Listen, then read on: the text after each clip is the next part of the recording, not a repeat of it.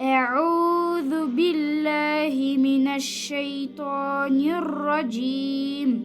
بسم الله الرحمن الرحيم.